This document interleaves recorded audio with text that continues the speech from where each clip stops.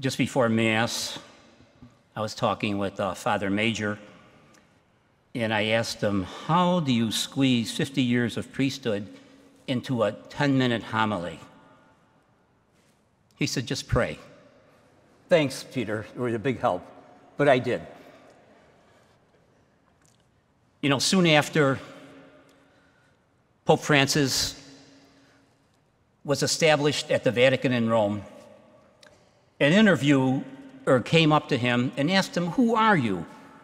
And I suspect the interviewer was seeking some kind of biographical data, something about his family, his education, some of the roles he had in the church and the like. And Pope Francis paused for a moment, and he said, I am a sinner. I am a sinner upon whom God has placed his gaze. God has turned his gaze. Well, the statement of Pope Francis certainly captured my attention. And I said to myself, that's me. That's me in a nutshell. I am a sinner upon whom God has turned his gaze. But I reflected on the words of St. Paul when he wrote to Timothy. And I could say what St. Paul said about himself. I have been mercifully treated, and the grace of God has been abundant. God has certainly turned his gaze upon me. And I am so grateful that God has called me to be a priest and sustained me for these 50 years for his reasons. Notice the gospel acclamation said, I have chosen you from the world, says the Lord, to go and bear fruit that will remain. When I think about it, God has given me everything. It started with a faith-filled parents and grandparents, who, by the way, were all immigrants. And then I was supported by my two brothers and their families, and I had so many wonderful aunts and uncles and my cousins. And, you know, they walked the journey with me over these years. And that's why I believe that this is their celebration too, and even for my parents, long deceased, but this is their celebration too. I think just growing up on the old-fashioned neighborhood on the west side of Syracuse proved to be a valuable resource for ministry. Even athletically, I was blessed to have these wonderful coaches, good people, and I'm so grateful that they seem to get the best out of me. And the fact that I had 22 years of Catholic education took me a long time to get through.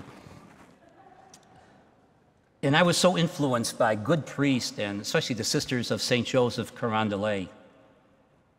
So this is their celebration too. Now when all is said and done, I have a certain feeling of satisfaction knowing I'm exactly where I ought to be, doing exactly what I ought to do. You know, as I look out in the congregation and see a number of people who walked with me, especially when ministry was difficult, when life was a real struggle, I prayed and prayed to God, and you know what? He placed you in my life at the right time, right place. And that is why this is your celebration too. All you people from Broome County and all the parishes I served in the Syracuse area, you have been part of God's plan for me.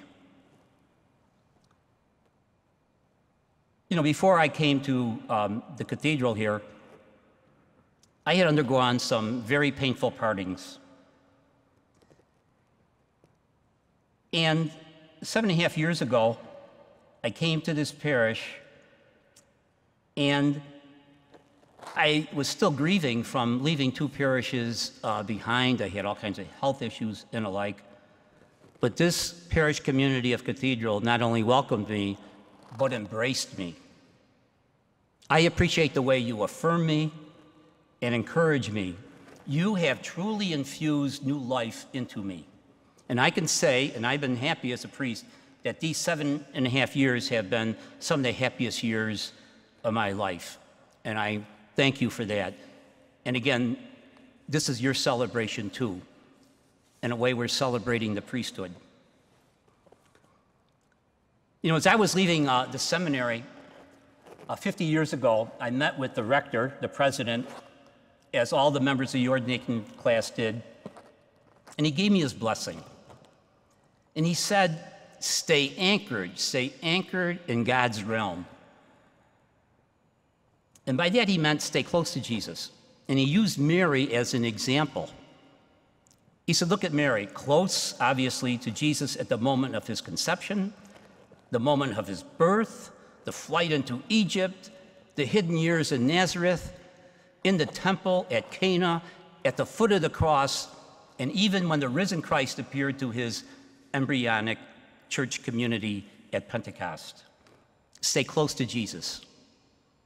And then he said, pray every day.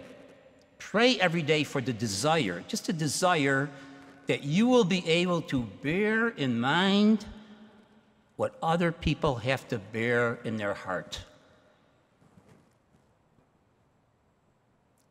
And from priest to priest, he said, to console another person in God's name is our power to offer something more than true pain. You know, I'm really grateful to Bishop Cunningham and Monsignor Courtier for inviting me to come here. You know, 7.5 years ago, they said, try it out for the summer. Well, you know how that goes. So I am so glad that they invited me, and I feel like a welcome guest here in this church, and it has been magnificent. So people ask me about my future. When am I going to retire? Am I going to move? So what's my future plans? But I plan to stay right here, if they'll have me. Doing what I have been doing what I love to do, doing what I am called to do, as long as the Lord allows. In my agenda is to continue carrying out that plan set forth for me by the rector of the seminary, as I shared with you. I think today's second reading says it best, St. Paul writing to the Philippians. This is advice for all of us as we make our pilgrim way. Paul says, keep on doing what you have learned and received and heard and seen in me. Then the God of peace will be with you. So God bless you, and thank you for being here.